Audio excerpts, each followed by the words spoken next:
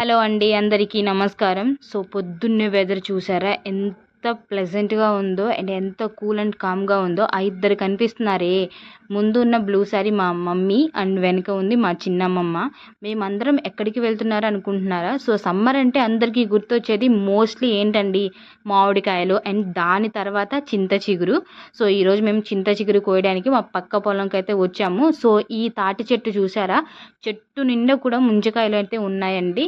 So దీన్ని కోయడానికైతే మాకు possible అవ్వలేదు. సో కింద అంతా గడ్డే ఉంది కాబట్టి అందులో పాములు ఉండొచ్చు మోస్ట్ ఆఫ్ థింగ్స్. సో వాటికైతే ఫస్ట్ మనం దూరంగా ఉందాము.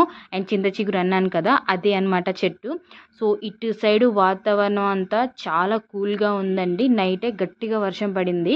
సో ఎర్లీ మార్నింగ్ 6 అవుతుందండి. ఆ టైంకి అయితే మేము వచ్చాము. సో చింత చిగురు అయితే కోసాను. మీ అందరికీ తెలిసిందే కదా చింత చిగురు ఎంత ఫేమసో. ఇప్పుడు మార్కెట్లో కూడా చాలా డిమాండ్ అయితే పలుకుతుందండి చింత చిగురు. సో ఇదైతే మీకు చూపించాను కదా చిగురు. అండ్ చెట్టుకి ఉన్నప్పుడు చింత చిగురిని మనం ఎలా గుర్తుపట్టాలనేది మీకు నేను చూపిస్తాను. సో ఫస్ట్ అయితే నేనైతే ఒక కొమ్మ తీసుకున్నానండి. అక్కడ మీకు ముదురు ఆకు అండ్ లేత ఆకు రెండు కనిపిస్తున్నాయి కదా. సో చూసారా, ఫస్ట్ది ముదురాకండి. అది పప్పులోకి కానీ ఫ్రైకి కానీ దేనికి కానీ అసలు అది యూజ్ అవ్వదు. ఫస్ట్ అయితే ఆ ముద్రాకు అండ్ మధ్యలో ఉంది ఆ లేతది, దాన్నే చింత చిగురు అంటామండి. సో మీకైతే ఇది డిఫరెన్స్ అయితే కనిపించింది కదా ముదురాకుకి అండ్ లేత ఆకుకి. నేను మళ్ళీ మీకు కొంచెం జూమ్ చేసి దగ్గరగా కూడా చూపిస్తాను చూడండి. సో ఇది లేత ఆకు అనమాట, దీన్నే మనం కొయ్యాలి. ఇదే చింత చిగురు.